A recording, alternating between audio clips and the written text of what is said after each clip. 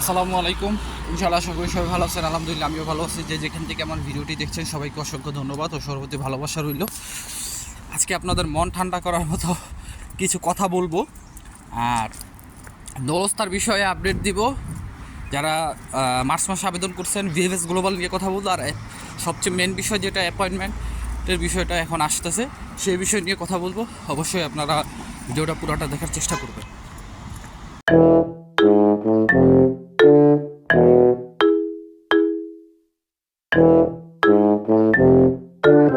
তো সব কিছুর জন্য আলহামদুলিল্লাহ। বেসিক্যালি আমি প্রথমে ভিএফএস গ্লোবাল নিয়ে যে আপডেটটা দিতে চাই। ভিএফএস গ্লোবাল থেকে প্রচুর ভিসা পাইতেছে, প্রচুর message, ready for collection message আসতেছে।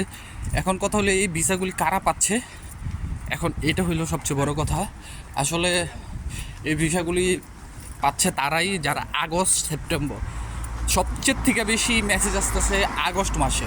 আমি যতটুকু দেখলাম আগস্ট মাসে সবচেয়ে বেশি রেডি ফর কালেকশন আসতেছে।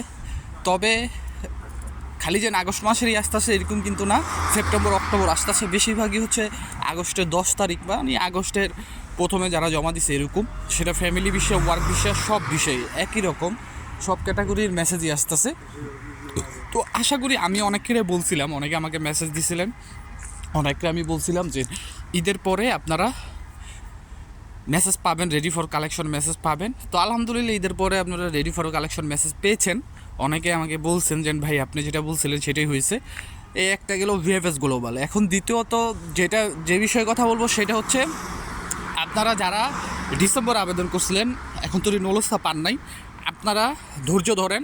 এই মার্চ মাসের নলস্তার সাথেও আপনাদের নলস্তা উঠবে। কারণ আপনারা পূর্বে দেখছেন যে যারা ডিসেম্বরে আবেদন করছে তাদের নলস্তার সাথে কিন্তু 27শে মার্চে যারা আবেদন করছে তাদের নলস্তা উঠছে। তো সেই ক্ষেত্রে আর মাত্র কয়েকটা দিন বাকি, হয়তো আপনারা আগামী সপ্তাহে, আজকে তো বৃহস্পতিবার, আগামী সপ্তাহ থেকে আপনারা নলস্তা পাওয়ার মেসেজ পেতে পারেন। তো আমি সবার জন্য দোয়া করি যেন আপনারা সবাই মেসেজ পান, আপনারা ভিএফএস গ্লোবাল থেকে ভিসা পান। আর যতটুক আমি এই তথ্যটা পাইছি যে আপনার কি বলে, যারা 25শে মার্চ আবেদন করছেন আপনারা নলস্তা খুব শীঘ্রই এই মাসের ভিতরে নলস্তা পাওয়ার পসিবিলিটি আছে। তো এখন আপনাদের কয়েকটা দিন ওয়েট করতে হবে। ও কয়েকটা দিন ওয়েট করলেই আপনারা দেখতে পারবেন যে অনেকেরই কমিউনিকেশন মেসেজ আসছে। তো এখন যদি নলস্তা হাতে দেয় নাই, নলস্তা হাতে দিলেই কিন্তু আপনারা এগুলো ফাইল সাবমিট করতে পারবেন। তৃতীয় যে বিষয়টা সেটা হচ্ছে অ্যাপয়েন্টমেন্টের বিষয়। অনেকে বলতেছেন ভাই ইমেল করছি কবে দিব, এর কোনো নিশ্চয়তা নাই। দেখেন আমি একটা কথা বলি, ভিএফএস গ্লোবালে মাত্র 40টা করে ফাইল জমা নিতেছে, বাট এখন যদি কিন্তু সেরকমভাবে নতুন ফাইলের কাজ তারা শুরু করে নাই। অনেকে পেয়েছে, আবার অনেকে রিজেক্ট হয়েছে, বাট তেমনভাবে শুরু করে নাই। এর মূল প্রধান কারণ হচ্ছে আমি কালকে দেখলাম প্রায়, এর আগে যে অ্যাম্বাসিডার বলছিল প্রায় 1 লাখের উপরে ফাইল জমা হয়েছে। এটা কিন্তু সত্যি, আপনারা কি জানেন? এটা সত্যি। ভিএফএস গ্লোবালে যে গত বছর 1 লাখের বেশি ফাইল জমা হয়েছে। কালকে আমি দেখলাম একটা সিরিয়াল নাম্বার দেখলাম, আমি আপনাদের স্ক্রিনে দেখাইতেছি, সিরিয়াল নাম্বারটা দেখলাম 1 লাখের উপরে ছাড়াই গেছে, এটা রিজেক্ট করা হয়েছে। তো এই নলস্তাগুলি কীভাবে তারা কন্ট্রোল করবে? যেখানে বাংলাদেশের কোটা দেওয়া হয়েছে 3-4 হাজার টাকা, 3-4 হাজার, সেখানে 1 লাখের উপরে নলস্তা ভিএফএস গ্লোবালে সাবমিট করেছে। তাই অবশ্যই তাদের এটা একটা ধাক্কা।